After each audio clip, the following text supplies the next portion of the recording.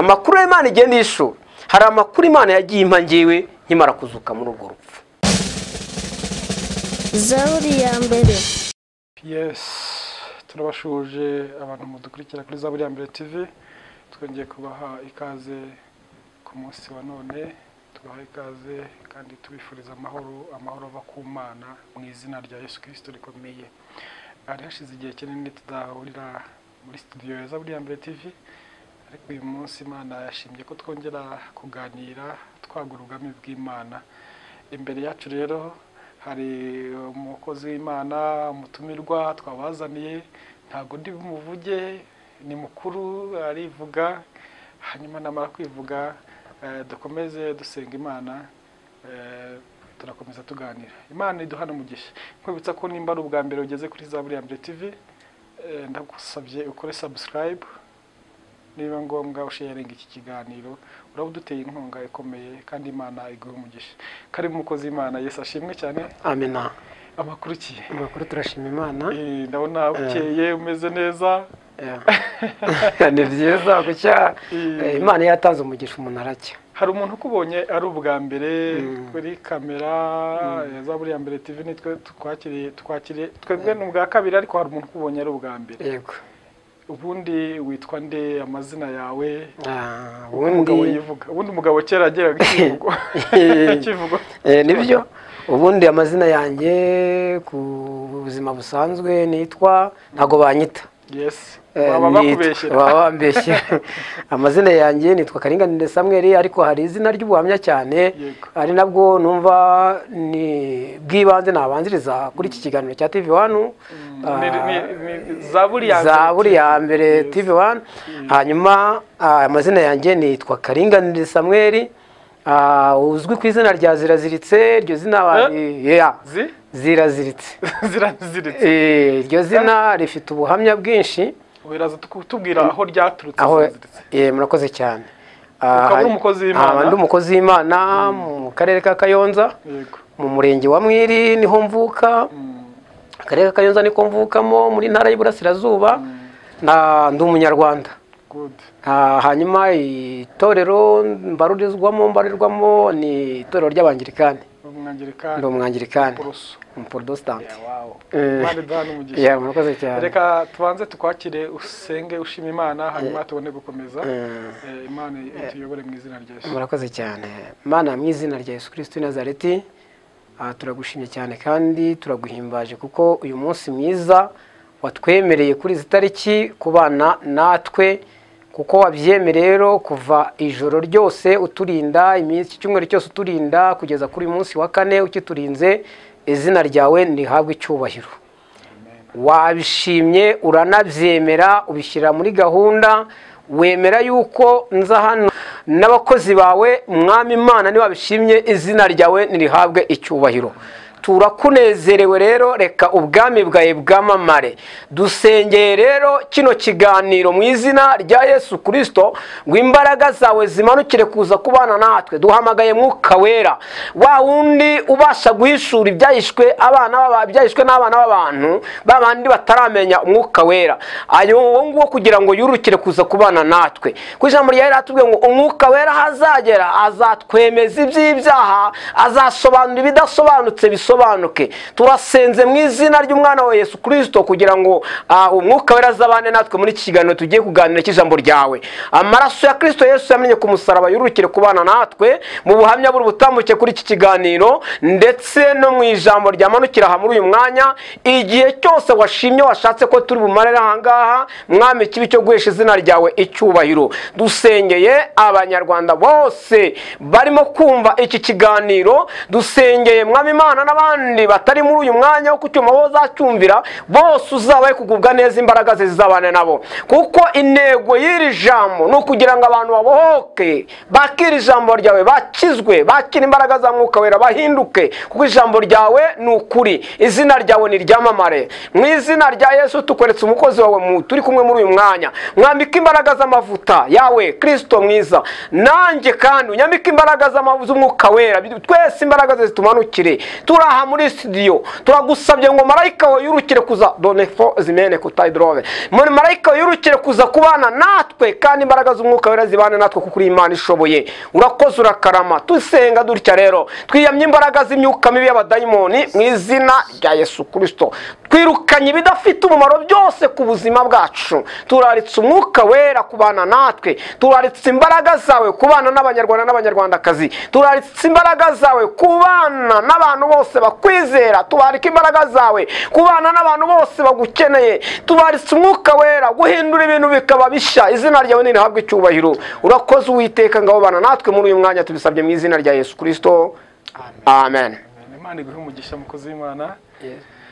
Turakwakiriye turakwishimira umaze kutwibwira hanyuma umuhamagaro wawe utangira ryari ubundi warawuvukanye cyangwa wenda utangira twibwira kuva ngira ubuhamya nkubwira abantu ngewe ubuhamya bwanjye butangira umunsi ngera hano ku isi umunsi mvuka bakanyita Sibomana yego nibwo ubuhamya bwanjye butangira. Ndabyumva cyane.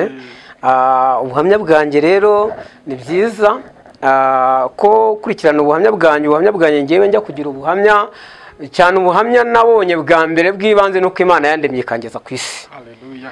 Ubuhamya bwa kabiri atari impanuka nuko Imana yandemye ikangeza ku isi atari impanuka. Ubuhamya bwa kabiri nuko maze kugera ku isi ntangiye kugera mu myaka yo gutangira kumenya ubwenge naje kwikangura nikangura ndi mu byerekeranye n'umurimo w'Imana mpamagarwa n'Imana mu kuyikorera.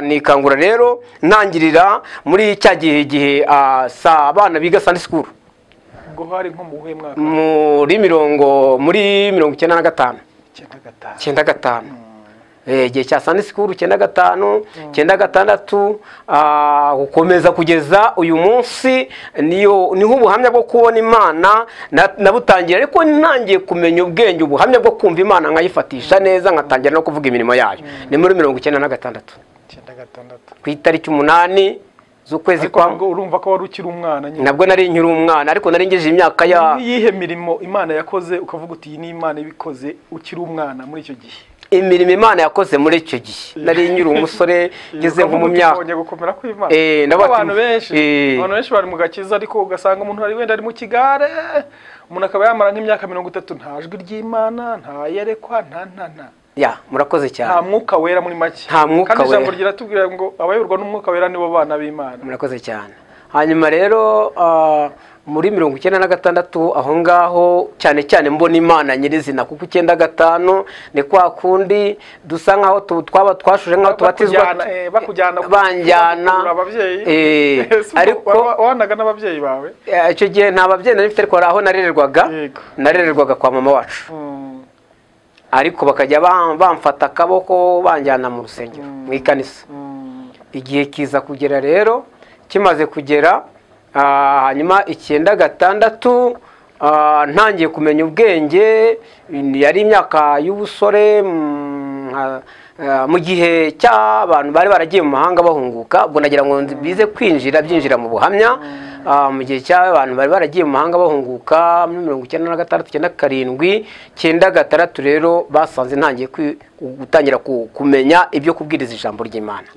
Hanyuma rero muri 97 ku itariki 8 z'ukwezi kwa 8 ubuhamya nyirizina bw'Imana nyirizina yaje kuma nuko Imana yankora igitangaza nibonyeho n'abantu babonye ubwanjye igitangaza Imana yankoreye rero gituruka kuri razina ryanjye ryo nakubwiye ritanditse mu byangombwa rya ziraziritse nuko napfuye akabaho kuzuka.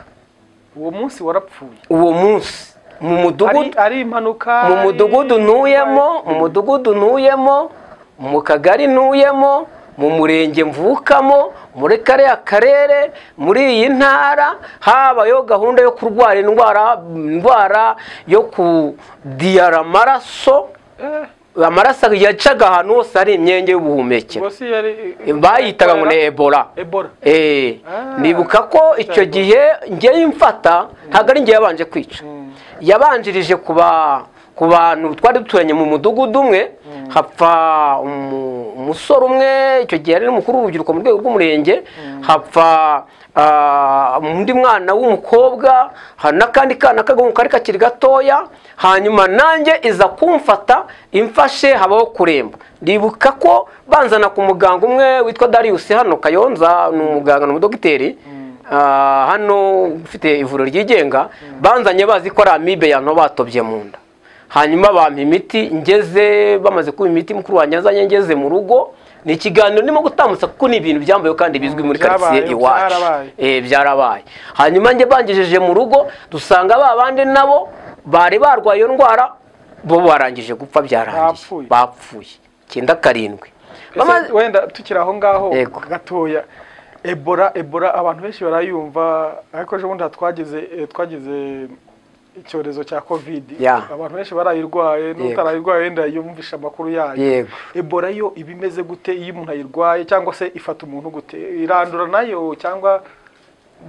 Ebola nanjye ni ukubyumva icyo gihe urumva yamfashe ntarakura cyane ngo nsobanukirwe ibyo ari byo, ariko uburyo nge nayifashwe cyangwa uburyo nafashwe niyo ndwara, nanjye numvisha amateka abavuga babakora Ebola ku bantu, kuko ndibuka ko njyewe maze ubwo burwayi bumaze kunyica, byabaye ngombwa ko njya banjyana kwa muganga mu bitaro bikuru mbere yo kuva ngo mu ivuriro ryigenga.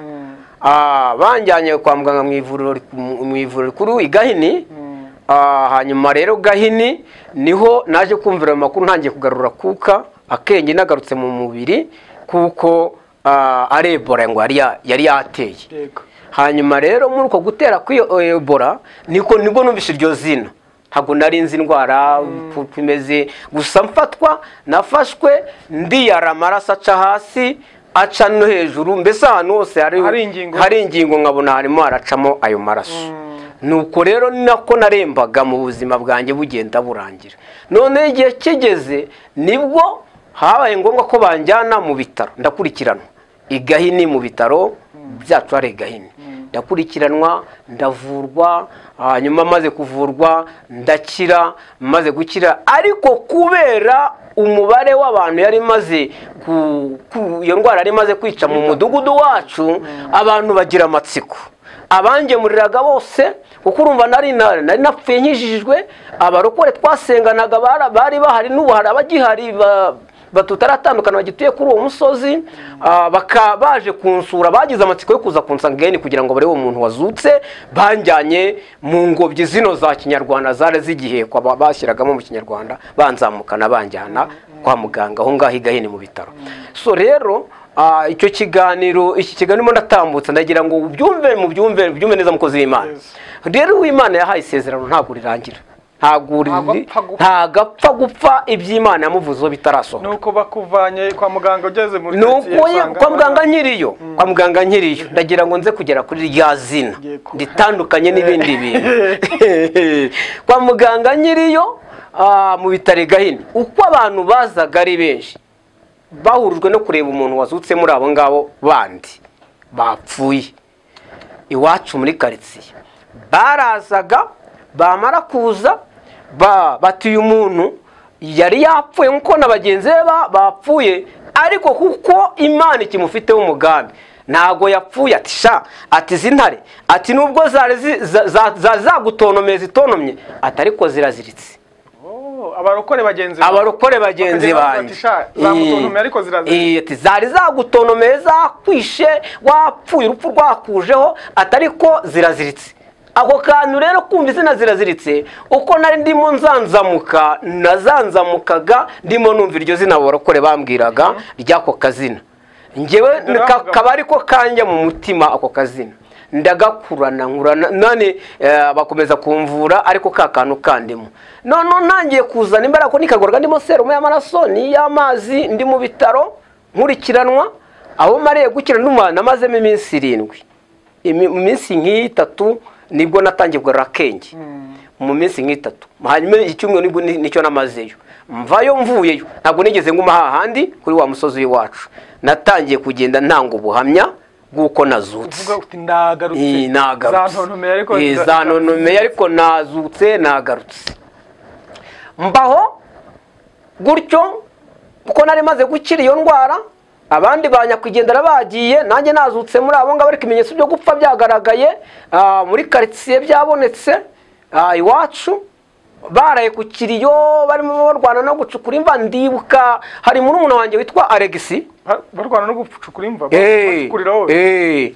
Hari murumuna wanjye witwa Alexi ari hano Kiyenzi, niwe banditse urwandiko barimo batangaza. Ndibuka umunyamakuru witwa Mukanyonga Makurotani Rwamagana, icyo gihe rwose uru rwandiko rwamugezeho yatanga itangazo. Urumva yuko byari byarangiye ibyanjye, urumva ko ibyanjye ahuruza inshuti n'abandi nyine ahuruza imiryango yacu. Tuba dufite umuryango uri za Rwinkwavu, dufite umuryango wa Rumutara, dufite umuryango inshuti n'umuryango z'imiryango impande n'impande. Hanyuma hari bene wacu bari hano Mukarange, abari za Rwinkwavu, bose bahuruye baje gushyingura. Bageze muri karitsiye iwacu aho ngaho basanga nazutse, bajyanye kwa muganga. Urumva ko ubwo buhamya ni ubuhamya bufatika bugaragara bw'ibyabayeho. N'abagenzi banjye bapfuye nabo kuri uwo musozi, ntabwo ari abo hirya y'umusozi, kuko imiryango yabo iracyahari. So rero kandi nabo bishwe n'iyo ndwara. Iyo ndwara uko yari yadufashe niyo yabishe. Hanyuma rero ubuntu nagire bwo kugira ngo Imana inzure bwatumye mpaguruka nanga ubwo buhamya. Mfite amakuru rero ari muri ubu buhamya icyatumye Imana ingarura. Hari urwandiko Paulo yandikiye Tito mu gice cya mbere umurongo wa 5, hatubwira ngo icyatumye nkusigaza Ikereti ni ukugira ngo utunganye ibisigaye bidatunganye. Ayo magambo yanditse mu gitabo cya Tito wa mbere igice cya mbere umurongo wa 5. Wadusomera nta kibazo.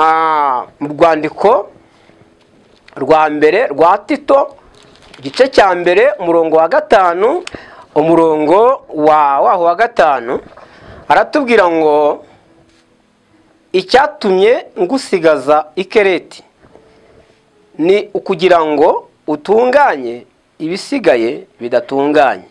Amen. Kandi ngo ushyire abakuru b'itorero mu mudugudu wose nk'uko nagutegetse. Rero iri jambo impamvu ryari rikurikiranye n'ubwo buhamya. Icyatumye Imana ingarura simfi, hari ibyari bitaratungana Imana yashakaga kubanza gutungana.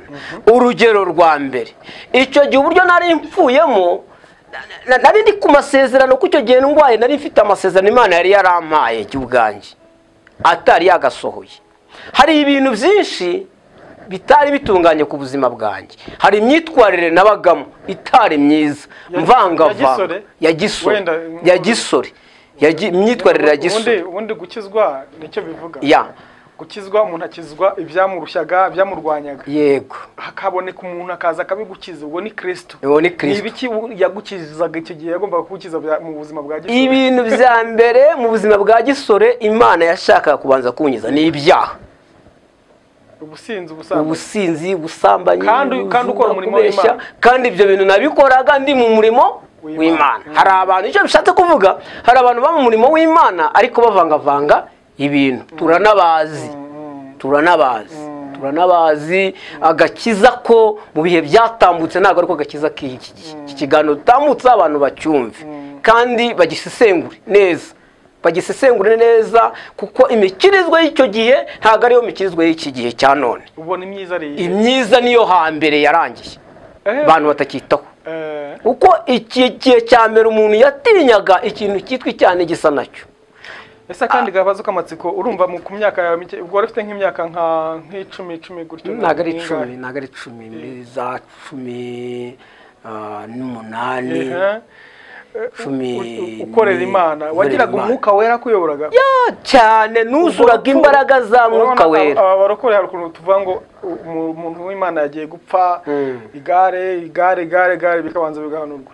Rwaratunguranye, ni Satani wari ukwivye cyangwa urupfu nirwo nshaka gusobanura neza uburyo rwaje. Ruriya rupfu uburyo rwajemo, twari turimo dusenga Imana, ubuhanuzi bwarwo buramanuka, mwuka wera ararumanura, abahanuzi bararumpanurira, ndarwumva. Ariko kuko ari ijambo ryarivuga ngo amatwi ari mu rupfu ntago yumva kandi igikenyane cyumva ihone. Icyo gihe narabyumvaga ariko nkinangira umutima. umutima.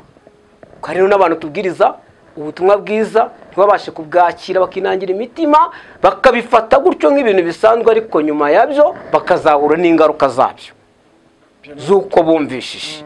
Rero icyo gihe njye ubwanjye nari umusore ndi mu itorero, ariko ndi wa muntu wigendera mu irara rya gisore y'icyo gihe. Wumva 97 ni igihe cya kera ugereranyije n'imyaka ishize. isi baryoheye, isi ryoshye, icyo gihe hari isi ryoshye kabisa. Icyo gihe nari ndyoshye meze neza mu gihe cya gisore, nkumva nyine najya muri bene ubwo buzima. Igihe kiragera kimaze kugera rero, bararumpanurira, baze kurumpanura, njye sinabyitaho, sinita no kuri ibyo bintu. Turatana byuka babimpanuriye, tusoje amasengesho y'iminsi 3. Tuyashoje icyo gihe ko twasengaga, twitangaga ibyo kurya, twarangiza kubyitanga tukagenda tukiyakirira ku rusengero. Twayashoreje ku rusengero, nyuma amateraniro yasoza tugataha gahunda zose zarangiriye aho ngaho. Icyo gihe nabyuka byari ku cyumweru nimugoroba. Ntabwo njya nibagirwa inzira y'umusaraba naciyemo y'ubwo buzima. Hanyuma ku cyumweru dutashye mvuye mu materaniro twiyakiriye, ariko ubuhanuzi barabumpanuriye ari ku wa gatandatu nimugoroba nyine turimo dusenga. Nabyibuka umumama umwe witwa Janine atuye mu bice by'iwacu aho ngaho, n'abitwa ba Mukabutare n'abarimu bose, yari groupe twasenganagamo Imana, ba Beni, ba Regisa, abo ngabo nkubwira bose n'abantu bagihari bazi iby'urwo rugendo dusengana. Icyo gihe nasengeraga mu idini rya Methodiste Libre. Urumva ubuhamya ndimo ndaguha bufite ntuzi. Noneho ndangije rero mu rugendo rwanjye, bamaze kwimanura nibwo natashye ngeze mu rugo ku cyumweru nimugoroba saa 11 mfatwa n'iyo ndwara. Mfashwe n'iyo ndwara, mfatwa no kuribwa mu nda. Niho byatangiriye. Mfashwe no kuribwa mu nda, numva ndwaye umutwe mwinshi cyane, umutwe urarya cyane. Ndamanuka. Icyo gihe nahingaga imiceri, twahingaga imiceri mu gishanga cy'iwacu aho ngaho. Ndamanuka ngiye kureba umuceri kugira tuyoboreremo amazi. Hanyuma mu kuzamuka ngeze ku musozi tuzamukira, nagiye kumva numva ikintu kinkasa umugongo. Ikintu kinkasa umugongo, ubwo nicayeho kuko nari ngiye nyine nta muntu twari turi kumwe. Ubwo uko nicayeho nikanguye nangira kudiyara. None nkavuga ati na amibe yano batobye ni, ariko nzamutse ngeze mu rugo nsanga nanjye uko nafashwe niko nababandi nakubwiye bafashwe. Ubwo rero ubwo burwayi nibwo bwaje kumfata buranyica nkuko nawe rwabishe. Mu kuzuka rero nge naje kugira amahirwe yuko leta cyangwa se abaganga batubaye hafi, baba hafi uwo mudugudu, baba hafi abari bahari baradusuzuma. Ndibuka ko nahise nihutirishwa kujyanwa Gahini. Amaze kuzuka, amaze kumva ko akuka kagarutse, ndibuka ari umusaza w'iwacu yaraje, niwe watanze amakuru yuko nkiri muzima. Afata ku gatsi karanga ku kuguru, yumva karateramo gakeya. Abandi bo barangije kwihutira amatangazo, abandi bihutiye mbese byari no gucukura. Byari ibintu bikomeye. Nibwo yatanze amakuru ati umuntu yazutse, terura umuntu mujyane kwa muganga, mushaka imodoka. Icyo gihe zari zitaratangira kuboneka, za moto zari zitaratangira gusakara. Icyo gihe abantu bayekaga umuntu mu ngobyi zino za Kinyarwanda. Ndibuka ko bazanye ingobyi ya Kinyarwanda, niyo banzamura ku musozi witwa Kiyenzi muri Gahini hariya uhumva, ngira ngo mujya muhumva. Ni ahantu mu Rwanda muzi ho mwese. Mbanjirije kwa muganga rero, mpita ntangira gukurikiranwa, mpabwa imiti, ndavurwa, maze gukira. Ariko mu gukira kwanjye ubyibuka nsubira inyuma, rya zina niho ryaziye Abanyarwanda bajya bibazaho iryo zina ryaje gute. Ntiryanditse mu byangombwa leta yampaye, ariko iryo zina niho ryaturutse. Abavuga ati nubwo zitonoma ariko ziraziritse, Imana yakugiriye neza, nuva aha hantu kuri ibi bitaro uzayikorere, ntuzigere ugira ikintu ukora, kandi ntuzatinye gutanga ubu buhamya. Ntangiye nkomeza ubwo ngubwo, mpaguruka kwa muganga, ntangira kugenda ntanga ubwo buhamya, ndabutambutsa ahantu hose, ntangira kugenda mbiherwamo imbaraga, mvuga ubutumwa, icyigisho nyitanga neza, ibyanditswe mitanga neza. Hari amakuru rero muri uko kuzuka, buryo umuntu ari mu kuremba hari ibintu Imana igenda imuhishurira. igihe wari wapfuye wari wazuka hagati aho hari ibintu Imana hari amakuru Imana igenda yishura. Amakuru Imana igenda yishura. Hari amakuru Imana yagiye impa ngewe nkimara kuzuka muri urwo rupfu. Njya kugaruka iri jambo ryanditse muri Tito igice cya mbere, nararyamye ndaribona, ndongera mabwira irindi jambo ubwo ryari mu nzozi niryamye ngo ndi mu mubabaro, ndongera mabwira irindi jambo ryanditse muri Yakobo. Abantu barimo bibazaho cyane kuko nkunda kuryigisha cyane. Urumva ntabwo nagiye muri za Zaburi, ntabwo nagiye mu biki, oya nagiye mu bintu bigendanye n'ubu buhamya ushaka. Iri jambo ryanditse muri iki gitabo cya Tito niryanditse muri Yakobo igice cya 5 umurongo wa 12 havuga ngo niba wabaye senga, niba unezerewe ririmba, niba urwaye tumira abakuru b'itorero bafite ububasha mu nshingano, bagusabire, bagusengera, bagusiza amavuta mu izina ry'umwami, ngo kandi isengesho ryo kwizera rizakiza umurwayi umwami amuhagurutse. Reka tuhasome tudatanga icyigisho abantu barimo batwumva batagira ngo ni ibyacu turimo twivugira, batagira ngo ni ibyacu turimo twivugira, kuko ibyacu nta musaruro w'inyungu z'ibyacu, kuko iyo bari muri Kristo Yesu barimo neza baba ari ibyaremwe bishya. Wihanganire ni Yakobo igice cya 5, mutwihanganire muri murabyumva. Mu mashuri dufite nayo mujye muyihanganira nabyo birashoboka. Ntihamagara abakomeye ahubwo ikomeza abahamagara. Yego dushyigikire kuko irabishoboye n'Imana yo kabyara. Hanyuma mu gice cya 5 cya Yakobo umurongo wa 12 hatubwira ku bintu bigendanye n'indahiro. Muri we Imana yaguhaye imbaraga, hari ibyo wabasha gutegeka bikemera. Muri we Imana yaguhaye ubutware, hari ibyo wabasha gutegeka bikemera. Muri we imbaraga za Mwuka Wera zageze muri wowe, hari ibyo wabasha Bibiliya nikitubwira turagendera ku ijambo ry'Imana. Wakwimura umusozi ukatabwa mu nyanja. Rero niyo mpamvu iri jambo aya magambo yombi yo muri ibyo bitabo nge nabihawe ndi mwiyerekwa. Ntabwo nabyigiye kuba pasitoro banyoboraga cyangwa mbe naragiye kubyigira muri teoloje. Nta n'amashuri mfite, mu byumve mu byakire, mu byumve nk'umuntu wanzanye kuri TV, nk'umuntu wanzanye kuri iki kiganiro ngo tugikorane. Iki kiganiro shaka ko kigira umumaro abantu bose barimo batwumva mu izina rya Yesu. Ku murongo wa 12 w'igice cya 5 cya Yakobo hatubwiye ngo ariko bene data, ikiruta byose ntihakagire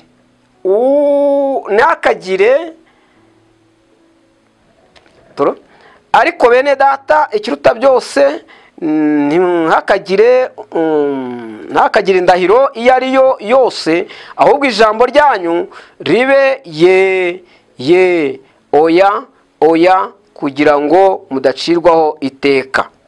Hanyuma hari imirongo hepfo nshaka kugira ngo mubyumve. Hari ibintu Imana yambuzaga icyo gihe, jewe yambwiraga nihane, nge nkanga kwihana nkinangira umutima. Umugabo witwa Farawo yumvise ubutumwa bwinshi cyane akajya yinangira umutima, yakinangira umutima. Hanyuma nyuma yaje guhura n'ibyago n'ibintu bigiye bikomeye bibi cyane kubwo kwinangira umutima. Mwuka Wera yaramusanze akamubwira. Nanjye icyo gihe nari mu rwego rwo kwinangira umutima, Mwuka Wera akanzanira ibintu nakoraga, kambwira ati ufite ibyaha ibi nibi, ukora ibi nibi. Nge nkinangira umutima imbaraga za gisore. Icyo gihe nari nyine umusore, nkumva ntibishoboka ko nshobora kujya hariya ngo nihane, nkumva ari ibintu bidafite gahunda.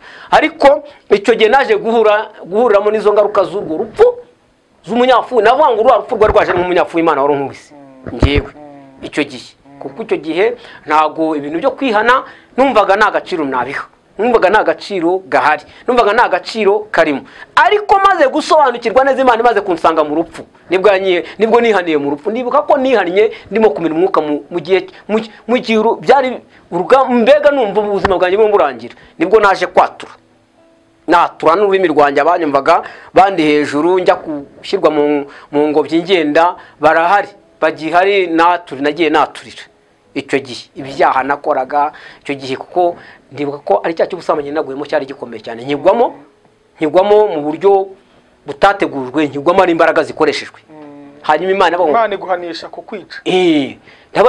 Iravuga bw'icyo kintu wakoze ndaje nkuhane. Urumva? Ndangije rero ni urwo rupfu rwaturutse kuri uwo munyafu w'Imana. Ko namaze kugikora ngiye muri amasengesho, abakozi Imana baba barabyeretswe, barabimpanuriye, babigiye hariya. Nibura se bakiguhanurira warihannye? Ntabwo uwo munsi nihannye, wakomeje urinangira. Nanagiye ndinangira, kuko muri abo babimbwiraga narabayoboraga, ni perezida w'iyo groupe. Urumva? Ni perezida w'iyo groupe, nyiyobora ari ngiye umuyobozi wayo. Bariko barabimpanurira ngo nihane, ndabyanga, numva ni ibintu ntesheje agaciro. Hanyuma barambwa ngo Imana iraje manuke mwibonanire. Hanyuma rero ya rupfu rwaje ruturuka ku munyafu w'Imana, ngiye nubwo n'ubundi rwaje rukaza mu mudugudu nari nuyemo n'uyu munsi niwo nyituyemo, rugafata n'abandi, ariko njye ubwanjye niwe waruzanye. Ngiye narinzi icyo ndimo kuzira, ntabwo yari Ebola, ntabwo mbizi niba ari Ebola. Icyo gihe bwari uburwayi bwaje sinari nyizi, ariko numvishe ko ari Ebola, niko numvishe bansanga aho nari ndwariye babimbwira. Rero none se Imana imaze kuvuga iti ndaguhana, yaje kureba isanga hari ibyo wagatunganyije, irisubira. Iravuga iti buriya ubwo yihaniye imbere y'abari abantu bari bamuniho arwaye, hanyuma akaba agiye kwa muganga, reka musubize muri uyu mubiri agaruka atunganye ibidatunganyije bitungane. Nibwo Imana yangaruraga mu mubiri rero, ariko mu kumira umwuka cyangwa burya umuntu iyo arimo agenda apfa hari ibyo agenda abona. So rero ndagira ngo mubyumve neza ko kuri uyu murongo wa 12 rero ku gice cya 5 ku murongo wa 12 niho ndimo nsoma, nyuma nari ngeze ku murongo wa 13 akatubwira ngo mbese muri mwe hariho ubabaye nasenge, hariho unezerewe naririmbire Imana. 14 hakatubwira ngo muri mwe hariho urwaye natumire abakuru b'itorero bamusabire bamusize amavuta mu izina ry'umwami. Hanyuma hari umurongo nkunda cyane mwiza, umurongo wa 15 ngo kandi isengesho ryo kwizera rizakiza umurwayi umwami amuhagurutse, ngo kandi naba yaba yarakoze ibyaha azaba bibabariwe. Ndashaka kuvuga ku ijambo ryitwa kubabarirwa, ni kuba imbabazi ku mbabazi z'Imana. Cyo gihe imbabazi z'Imana narazakira, nari nazi n'agaciro kazo, nari nazi n'iherezo ryazo, ariko ijambo uyu murongo wa 15 ngo kandi isengesho ryo kwizera, ijambo rya mbere bita kwizera niryo shako iri jambo muryumve neza cyane, rizakiza umurwayi. Ushize navuze ijambo rivuga ngo Yesu niyaje gushaka umuzima, ahubwo yaje gushaka abarwayi. Umuzima nyine abari muzima. Icyazanye Yesu ni ugushaka icyazimiye, ikirwaye kugira ngo agikize, ni ugushaka intama zazimiye kugira ngo zibone ubugingo kandi zibone ku bwinshi. Yesu Imana idufashe kandi tugirire neza. Yesu intego yamuzanye ku isi, Imana ijya kumutanga ngo aze, yaje kutwitangira umwana w'umuntu. Rero iri jambo bita kwizera ni ijambo ryimura umusozi twose tubivugaho mukozi w'Imana.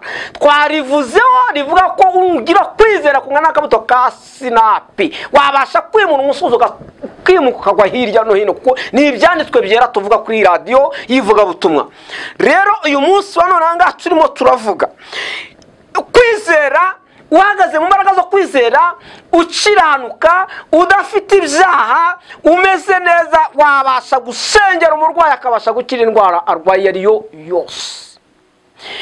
Kandi hari ijambo ngariye gato nshaka kugira ngo nsobanure neza ubyumve mukozi w'Imana. Twebwe niba dusenga Imana, dufite amavuta y'Imana, twinginga Imana, kuko ahangaha hari ijambo nshaka kongera kuvugaho kugira ngo abatwumva bumva kino kiganiro turimo tuvuga batagira ngo hari izindi nyungu dufite muri ibi ngibi. Yesu ashimwe cyane, ahubwo ni ijambo ryo kugira ngo abantu babone ubugingo kandi babone ku bwinshi. Imana itugirire neza, kuko rino jambo riravuga kura ngo kuba kuri w'itorero, kubashumba. Uriya muntu niba ari umushumba w'itorero abifite mu nshingano. So umva iki kintu neza, ubyumve neza, yabiherewe uburenganzira n'Imana, yasutsweho amavuta n'Imana, yambitswe imbaraga za Mwuka Wera. Aleluya.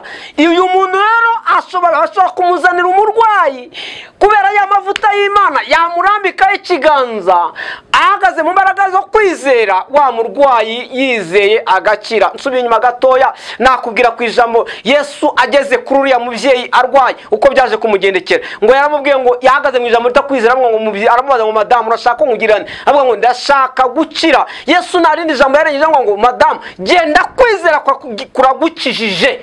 Mu izina rya Yesu ikorera ururimi rwawe ugira gute? Utaye. Yesu ijambo yakoreshaga ni ukwizera, ni amavuta y'Imana yari, imbaraga z'Umwuka Wera n'amavuta y'Imana yari afite muri we. Ibyo nibyo byamuheshaga gukira no gukiza no gukora ibitangaza byagendaga bigaragara. Imana y'amahoro nitugirire neza. Rero nanjye iri jambo nararihishuriwe, abantu nkunda no kuryigisha, mukozi w'Imana nkunda kuryigisha cyane. Nsobanura gatoya, hari ibintu ari amakuru njya numva hirya no hino atuma abantu basubira inyuma. Yesu burya ngo nta muhanuzi wabo.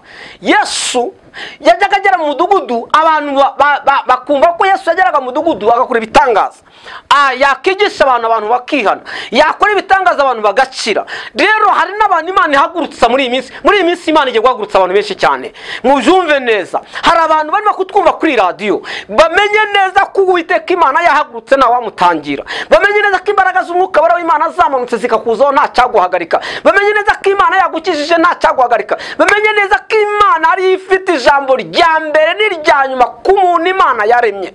Imana y'amahoro itugirire neza.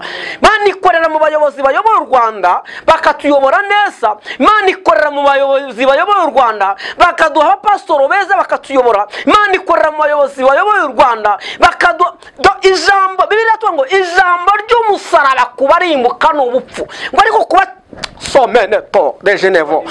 Haleluya. Ngo ariko kubizera Kristo n'imbaraga z'Imana ziyesha umuntu wese wizera agakiza. Imana y'amahoro nitugirire neza. Uyu munsi wa none hanga hari uyu murongo wa 14. Imana mavuta y'Imana nabane natwe ndabikunda.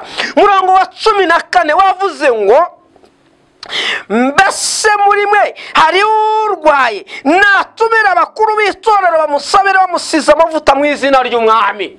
Mu izina ry'Umwami, si mu izina ryanjye yewe, ntabwo ari mu izina ryawe twicaranye, ntabwo ari mu izina ryawe wowe urimo kumva iri jambo. Ni mu izina ry'Umwami Yesu, ni mu izina ry'Umwami Imana, ni mu butware bw'Imana isumba byose. Bamusabire bamusize amavuta. Ndayasobanura ni ukuri mpagaze mu butware bw'Imana, abantu babyumve no kunyumva. Ndasobanura aya mavuta yariyo. Aya mavuta turimo tuvuga ni amavuta y'agaciro k'imbaraga za Mwuka Wera. Ni amavuta y'imbaraga z'agaciro y'imbaraga z'Imana. Ntabwo ari aya mavuta yandi mujya mwumva yera bajya kuzana iyo ngiyo. Ntabwo ari amavuta mwumva yaya ngaya mubona bagura bisiga. Ntabwo ari amavuta ndafashijwe mu izina rya Yesu Kristo. Ntabwo ari amavuta yanga yabisiga, ni amavuta y'imbaraga z'Imana.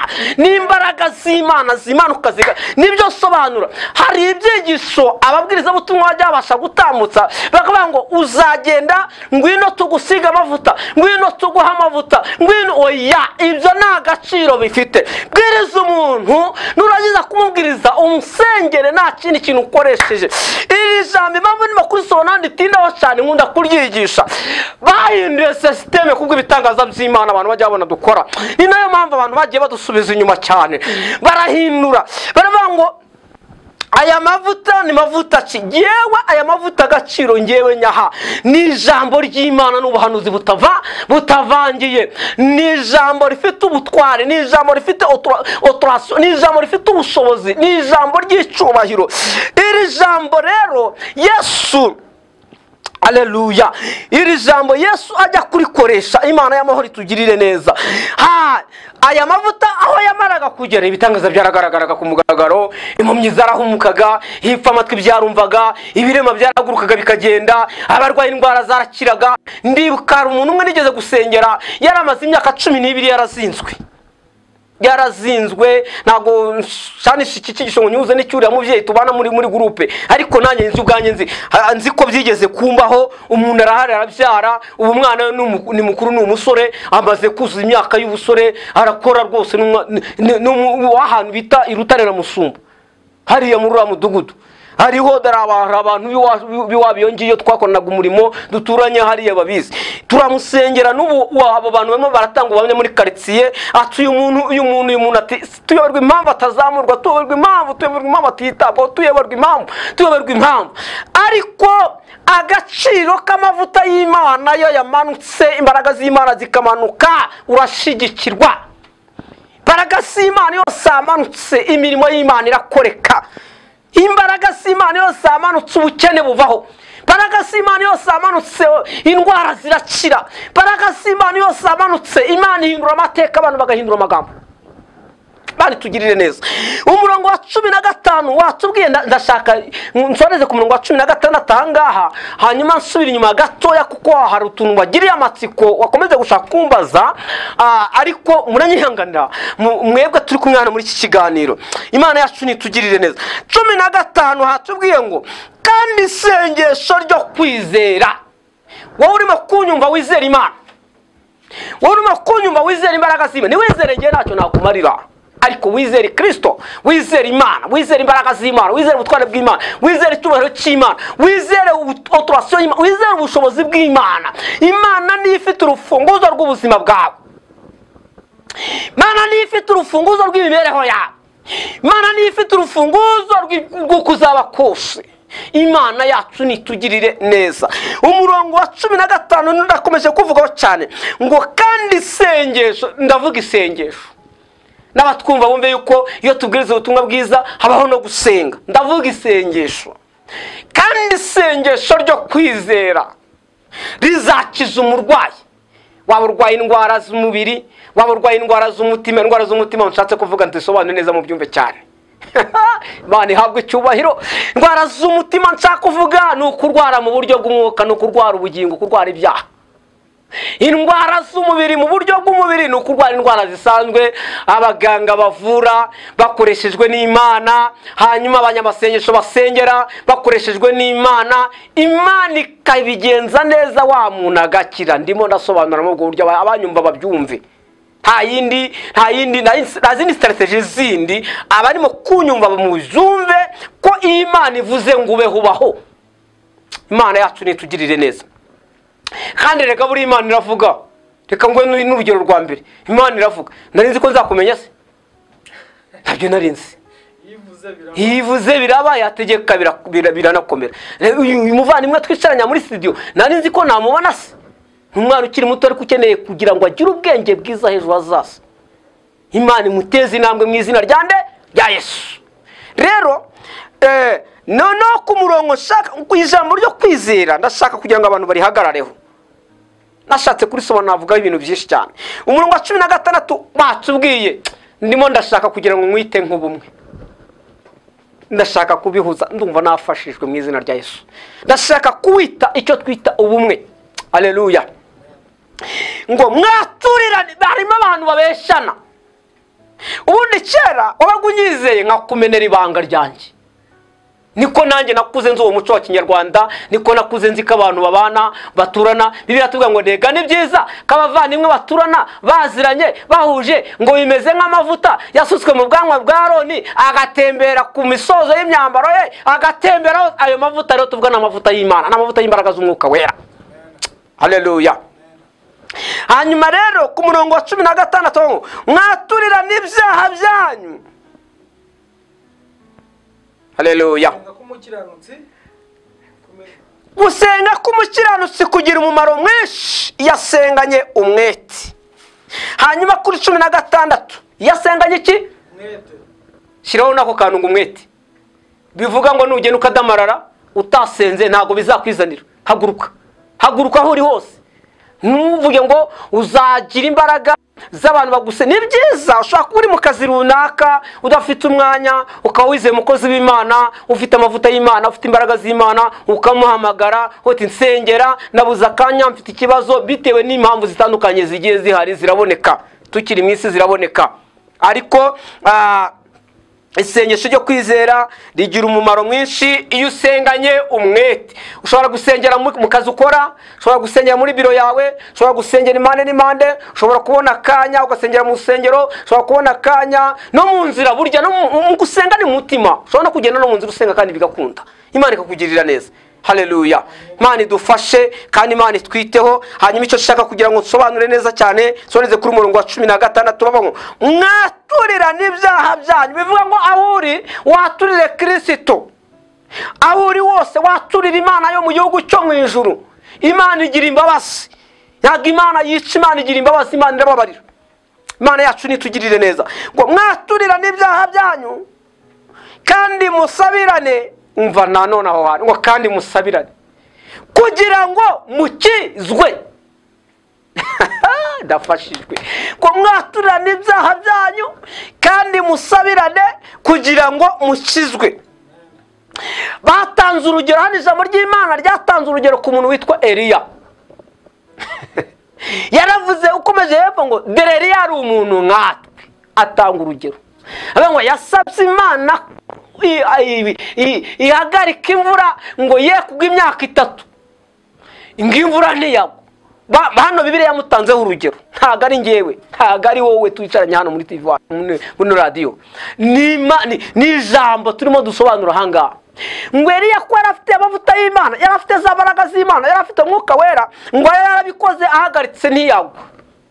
Ngo yongeye abikoze ari asenze Imana, imvura irongereragwa. Hangaha icyo bitwereka, biratwereka ku kintu cyitwa imbaraga z'Imana, biratwereka ku bushobozi bw'Imana, biratwereka ku cyubahiro cy'Imana. Muntu uri ahangaha, muntu urimo kunyumva, muntu wumva iki kiganiro, menya ko imbaraga z'Imana ziri hejuru y'imbaraga z'umwana w'umuntu. Menya ko imbaraga z'Imana aho zageze imirimo y'Imana igaragara. Imana itugirire neza. Rero ijambo nshaka kugira ngo mvugeho gatoya kuri ubwo buhamya. Iki cyigisho kizamukiye kuri ubwo buhamya washakaga. Yewe njya kuzuka, njya kwitwa n'iryo zina, hari abantu barimo kuvuga ngo ziraziritse. Ntago ndi wiringiye Imana tewe. Wiringiye Imana ndamuzi ngewe n'amaso yanjye uko nkubona.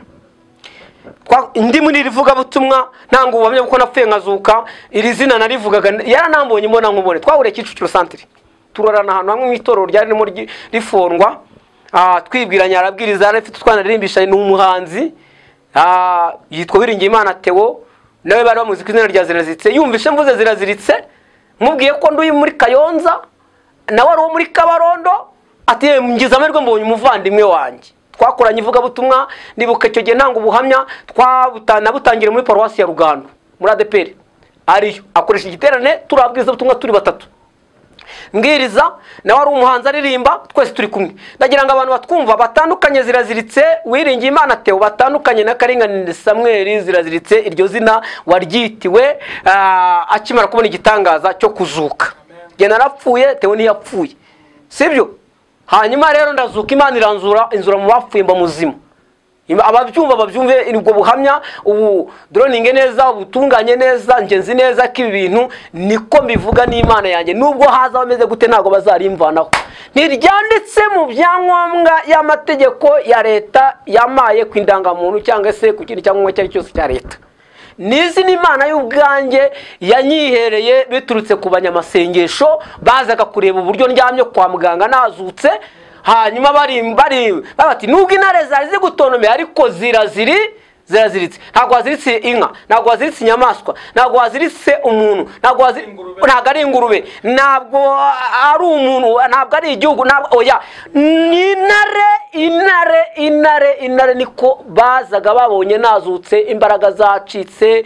Bati nubwo zari zigutonomeye, nubwo abadayimoni baragutonomeye, nubwo intare zigutonomeye ariko ziraziritse. Nashatse kuba se nudutereme tw'abarokore, nudutereme tw'abanyamasengesho. None si izina ko natangaga ubuhamya mbivuga ko ariho byahereye, nkabivuga ahantu hose. Reba imyaka bimaze muri 97, reba imyaka tugezemo nyitwa iryo zina kandi ndi mu gihugu cy'u Rwanda.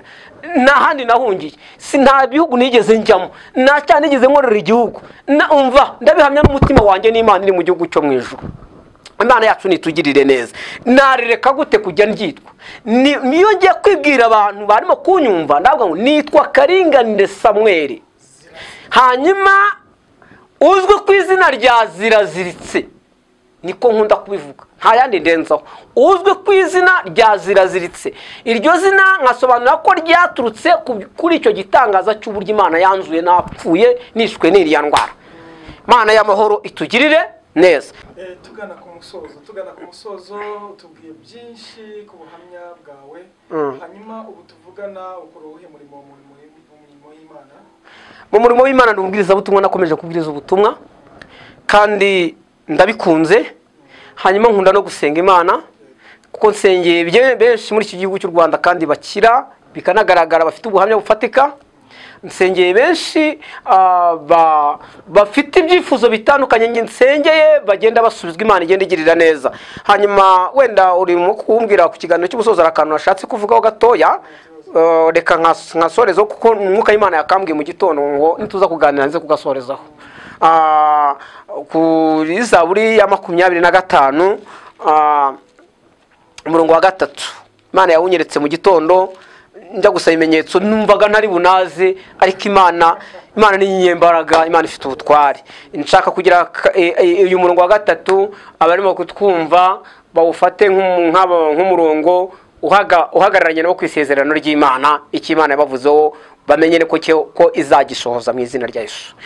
Ni umurongo wa 3 cya Zaburi, nshimye ko ino radio Zaburi ya mbere TV1 ari Zaburi y'abavuga butumwa, Zaburi y'abakozi b'Imana, Zaburi bohora nayita nk'isanamitima.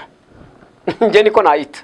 Ni Zaburi bohora abantu, itinyira abakozi b'Imana, irimo amavuta y'Imana, abayobozi bayoborwa n'Umwuka Wera, kandi ndabizi neza ko Imana izakomeza ikabashyigikira, natwe ikadushyigikira. Ku buryo bwo kudushyigikira nibwo buryo ubu ngubu tuyicaye imbere ndetse nabo ubwabo turi kumwe nabo.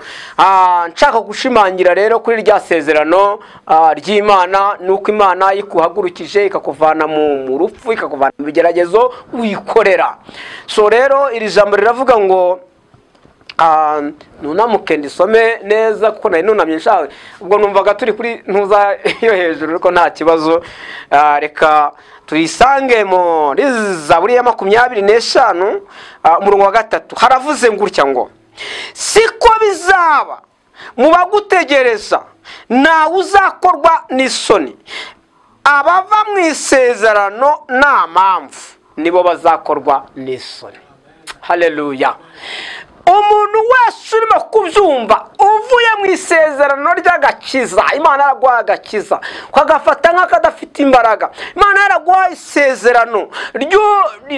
isezerano runaka, ryaba iry'akazi, ryaba iryo kubaka urugo, ryo gusezerana, ryaba iryo kwaba urwaye ikakubwira ati nzagukiza mwana wanjye. Imana ikorera mu nzira nyinshi, ikora mu baganga batuyoboye, ikorera mu bantu mu buryo butandukanye. N'ubu Imana yagukoreyemo umuyobozi w'iradio, yagukoreyemo cyane ndetse bifatika. Siko bizaba rero mu bahagaze ku isezerano ry'Imana, nawe uzakorwa n'iki? N'isoni. Keretse uzaba ku cyo yavuganye n'Umwami Imana, uwo ngo azakorwa n'isoni.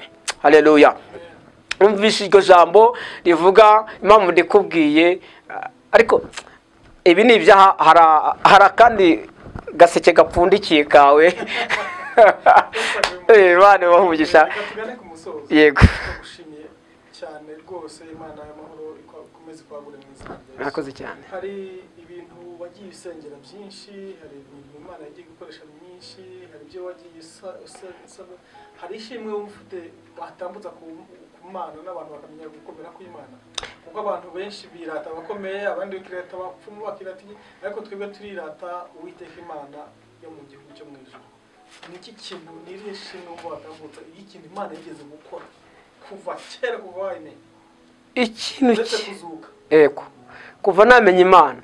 Ishimwe rya mbere mfite rikomeye mpagazeho, rirwanywa na benshi, ariko nabonye Imana ikora nkaribona n'amaso yanjye.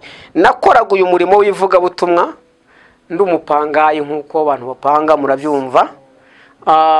Nsenga Imana, ngeze aho ngaho Imana irambwira ati ariko ko ndeba ubundi nshaka kugukura mu ruzerero, wahungutse ukareka ukabona ukicara iwanyu ho wazukiye, ukicara iwanyu hagati y'imiryango, ukicara iwanyu hagati y'abantu bakuzi, ukicara iwanyu muri Kayonza. N'ubundi yego n'ubundi nabikoraga mu burasirazuba mvuka hose ngenda gutya, ariko ishimwe rikomeye ndi gushimira Imana kuri tebe nuko yamaye ntago ari inzi iragira. Icyo gihe numva nagendaga gutya, yamaye ikibanza kirimo akazu gatoya n'umuryango wanjye kanjye bwite, n'umuryango Imana imfashe izakubaka kuko ribimbwira. Ndende ndashimana ko ntakodesha ngo bamagarare hejuru, ngo soka bame ibyo twita prive. Ndashimana ko mudamu abonaho arambika umusaya n'utwana twanjye. Ndashima Imana kandi ko Imana gikomeje kunamika ijambo. Iryo shima Imana yaremaye kandi ntabwo rizakora, yakoze ibya mbere n'ibindi zabikora. Turagushimiye cyane, turashimira n'umuntu wese wabanye natwe muri iki kiganiro. Mbibutsa ko kuri Zaburi ya Mbere TV nimba ari ubwa mbere uhageze, ndagusaba kuri subscribe, like, share ndetse na comment. Ikindi Zaburi ya Mbere TV tubafasha mu buryo bwo kubafatira amashusho meza, amafoto meza. Ushobora kutubona kuri 0781115759. Ukeneye live stream, ukeneye amafoto meza, ukeneye video nziza, turabafasha kandi ku biciro bigiye buri wese. Hanyuma umukozi w'Imana, wowe nk'umuntu wakenera gusengana nawe, umuntu wakenera kwaturira, yes. Imana yatubwiye ngo mwaturane ibyaha byanyu. Yakubona kuri adresse yambonaho ni kuri 07887929, ubwo ni nomero ya telefone. Ni zeni nyine niyo ndimo ndavuga, niyo ndimo ndatambutsa. Ni 0788292968, hanyuma ugashyiraho 2. Ngaho senga Imana, ushima Imana yabanye natwe muri iki kiganiro. Sengere n'abarwayi nimba ari Imana yawe. Yego. Hanyuma reka dusenge Imana ku barimo kutwumva mwese, ndetse dusenga tubwira Imana komeza gushyigikira n'iyi radio, tubwira Imana kugira ngo ikomeze gushyigikira n'abayobozi bayoboye, tubwira Imana kugira ikomeze gushyigikira gushyigikira igihugu cyacu cy'u Rwanda, gushyigikira abanyarwanda n'abanyarwandakazi, kubana na buri umwe wese. Imana y'amahoro itugirire neza. Reka dusenge Imana rero mu izina rya Yesu Kristo. Mana, mu izina rya Yesu, uri Imana nkuru kandi uri Imana ikomeye, uri Imana yicaye ku ntebe y'icyubahiro. Izina ryo nirihabwa icyubahiro rero muri uyu mwanya mwiza turimo dusenga. Muri uyu mwanya rero dusenga kubw'ijambo ryo tumaze gutambukiriza kuri radio n'ubuhamya. Dusengeye umuntu wese wumvishe iri jambo, dusengeye n'abandi bataryumvishe ko nabikubwiye mbere. Niyo mpamvu turi imbere y'amaso yawe duciye bugufi, turakwinginze kugira ngo umuntu wese ufite ikibazo, uyu mugoroba mwiza, uyu munsi mwiza, aya masaha meza, abone igitangaza kiguturutseho. Ndasenga kugira ngo urwaye akire, kuko niko ijambo rye ryavuze. Ubabaye umunezero, kuko Imana itanga umunezero. Ushonje umugabure, kuri Imana igabura. Mu izina rya Yesu, ugabura ukoresheje abantu waremye mu ishusho yawe. Mana, turasenga kugira ngo umuntu wese mu ruhande rw'umugirire neza kuri Imana y'amahoro. Mu izina rya Yesu, dusengeye ubuyobozi bw'iradio, dusengeye ino TV, dusengeye ino studio, dusengeye umukozi wawe, umugaragu wawe waduhuje natwe nk'umunyamakuru w'iradio. Mwambike imbaraga, mushigikire, muha amavuta yawe, Mwuka Wera amane nawe buri munsi ko bwije nuko bukeye. Mu izina rya Yesu, imbaraga zawe zikomeze kuganza buri munsi. Rero dusengeye umuyobozi wacu w'igihugu, dusengeye abafatikanyije kukiyobora, dusengeye abarwayi bose barwariye kwa muganga, abarwariye mu ngo, abarwariye mwami batagira shinge na rugero. Turaguhamagaye mu izina rya Yesu Kristo, kugira ngo imbaraga zawe zimanuke zikora imirimo n'ibitangaza. Kandi icyo ngusabye Uwiteka kuri izi tariki z'uyu munsi wa none, ndagusaba igitangaza cy'ibyiza kubwira ivugabutumwa ritambutse kugira ngo izina ryawe rizamamare iminsi yose. Urakoze. Abari hirya batwumva mu mahanga, abatwumva mu Rwanda, abatwumva muri Afurika, abatwumva i Burayi, abatwumva muri Kenya, abatwumva Tanzania, abatwumva muri Amerika, abatwumva ahantu hose, imbaraga zawe zibasha kugeraho zigakora imirimo n'ibitangaza. Turabasengeye. Nubwo tusenze tuvuga mu rurimi rw'Ikinyarwanda, ariko indimi zose urazizi Mwami. Haleluya. Ndakwinginze kugira ngo ushimwa Kristo, turakwinginze kugira ngo imirimo yawe igende neza. Urakoze bana natwe muri byose, tugushimye twizeye mu izina rya Yesu Kristo. Amen. Imana y'amahoro ikomeze kubagirira neza, turabakunda. Zaburi ya mbere.